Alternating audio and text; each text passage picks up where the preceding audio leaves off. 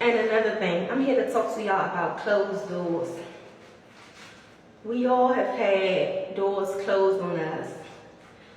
It might be a job, an apartment, a friendship, a relationship, family.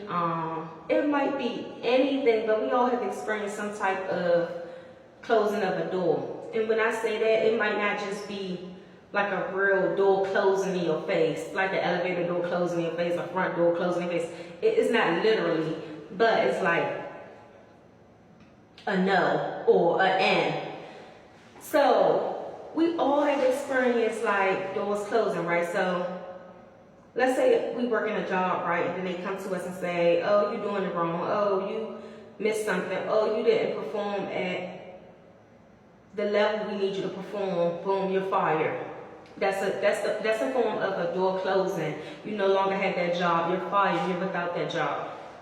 Let's say that you get evicted from an apartment for whatever reason. You have to move. That is a form of a door closing. Let's say a relationship, a person breaks up with you, say, I don't want to be with you no more for whatever reason. That's the form of a door closing. That's a form of a door closing. There are many different forms of a closing door, but we've all experienced it. If you haven't experienced it, kudos to you, but we've all experienced a door closing. And it's not a good feeling at times because it's like, this is what I wanted, this is what I thought I needed, this is what I prayed for, this is what I asked for, this is what I had in mind. But the thing about closed doors is that when a door closes, obviously something else is coming, something bigger is coming, something better is coming.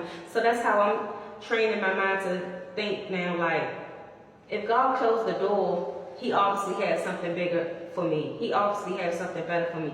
So like me personally, if I'm thinking about, ooh, in a year, I should move to a bigger apartment. In a year, I want a little car. In a year, I want to get promoted at this job. Whatever I'm thinking about, God is thinking about something bigger and better. Even if like I apply for a job and I don't get it, like that's a door closing because it's like, God, like, no, that's not for you. Like, I'm going to open a bigger door. I'm going to open a better door. And in time, you'll see what I'm doing. Just like the Bible verse says, like, you may not understand what I'm doing now, but in time you will. We don't know why God don't open certain doors for us, but God has a bigger plan. God has a better plan. So that's what I want you to keep in mind today. Like, when doors close, don't get discouraged. I want you to keep going. Don't get discouraged by closed doors. Let it close. And don't try to go back in. Knock again.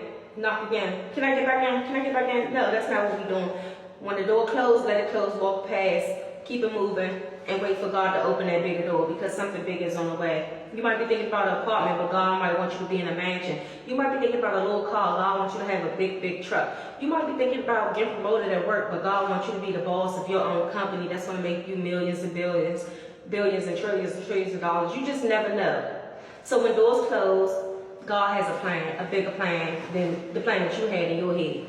Let's just remember that. Don't ever get discouraged by closed doors. Another one is going to open. He might open a bigger one or he may open multiple doors. You never know. But let's just trust God's plan always because something bigger and better is on the way. Good day.